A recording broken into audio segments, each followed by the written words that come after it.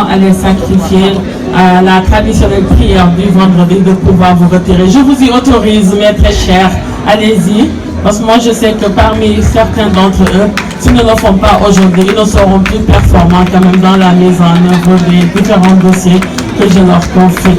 Et à vous les femmes, vous qui êtes arrivés en retard, je vais vous punir aujourd'hui et vous serez tenus de rester là. Vous n'allez pas prier, vous prierez après. Bonjour à tous et à toutes. Effectivement, on m'avait préparé quand même un très long papier, mais vu les contraintes de temps, et je pense que nul besoin maintenant de revenir sur les différents éléments, les éléments substantiels qui ont ponctué l'histoire de la célébration de cette journée aujourd'hui. Je pense que la leçon inaugurale de notre très cher doyen et communicateur, formateur et encadreur, le professeur Massamba Gueye, est très largement revenu là-dessus.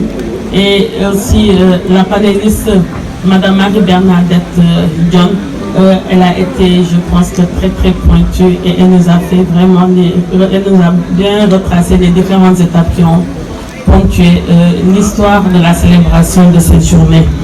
J'aimerais juste revenir sur certains éléments spécifiques. Depuis la déclaration des droits de l'homme et du citoyen de 1789 jusqu'à aboutir à la déclaration de Beijing de 1995, en passant par la déclaration universelle des droits de l'homme de 1945. J'aimerais dire que les femmes ont toujours été au rendez-vous des grands moments, et les femmes aussi ont toujours été au rendez-vous dans la construction de l'histoire des différentes nations et de nos différentes sociétés. Et l'Afrique dans notre histoire, le professeur Massamba Gueye l'a rappelé, dans notre histoire, dans nos valeurs traditionnelles sociétales, on se souvient de plusieurs ouvrages qui ont fait l'objet d'œuvres au programme que nous avons nous tous lus, dans Sous l'orage de Seydou Badian Kouyaté, dans d'autres ouvrages, etc., que je ne cesserai de citer ici. On a toujours accordé une place prépondérante dans la société africaine traditionnelle à la femme.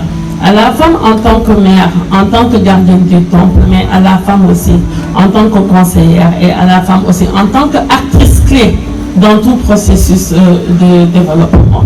Et notre pays, ici au Sénégal, il y a eu des efforts qui ont véritablement quand même été effectués. Et plusieurs stratégies ont été adoptées en ce sens-là. On se souviendra aisément de certaines directives au niveau communautaire et adoptées aussi au niveau international, qui ont fait une internalisation dans notre dispositif juridique interne, et jusqu'à permettre l'adoption d'une stratégie nationale pour l'équité et l'égalité des genres. Mais n'empêche, le chemin aussi qui reste à être parcouru, il est long et il est toujours parsemé d'embûches. Et pour le cas spécifique, nous, de notre secteur, en ce qui concerne le département en charge de la jeunesse, des sports et de la culture, jusqu'à présent, moi je peux oser témoigner de cela, il y a jusqu'à présent une forte majorité des hommes à la tête de certaines structures et à la tête de certains services. Et pour cela, rassurez-vous, chères collaboratrices, chers agents, que moi je ne ménagerai aucun effort pour placer la femme qu'il faut à la place qu'il faut. À compétence égale, moi je n'hésiterai pas à privilégier la femme. Et moi, pour preuve, c'est avec mes collaboratrices femmes, je le dis ici, sans vouloir croiser aucun collaborateur homme, mais c'est avec les femmes que j'ai le plus de satisfaction dans le traitement des dossiers relevant des missions qui me sont confiées. Je l'affirme ici aujourd'hui, et je pense que dans les secrets de mon bureau de mes polices, je n'hésite pas souvent à m'en ouvrir à mon assistante particulière. Et ceci prouve que la femme, quand c'est clair, quand la stratégie est claire, la femme, elle s'engage. Et quand la femme s'engage, elle ne calcule pas. La femme, quand elle s'engage, elle ne calcule pas. Elle se donne corps et âme, et elle manifeste une réelle volonté pour que les choses réussissent. Ce qui devra le cas chez les hommes. Non, c'est vrai, nous n'allons pas dire que aujourd'hui je ne fais pas votre procès, mais moi je suis en train de retracer et de dire les choses, moi, telles que je suis en train de les vivre depuis que j'ai été portée à la tête de ce département ministériel le 12 avril 2024.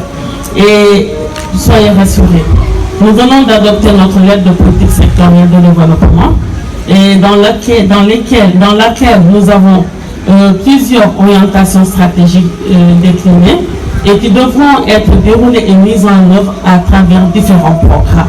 Et à chaque niveau de mise en œuvre des différentes actions et des différentes activités relevant de ces programmes, je veillerai scrupuleusement que les agents du département ministériel, le sexe féminin, nous les femmes, que nous puissions nous intervenir valablement et contribuer au triomphe de la mise en œuvre de cette lettre publique sectorielle.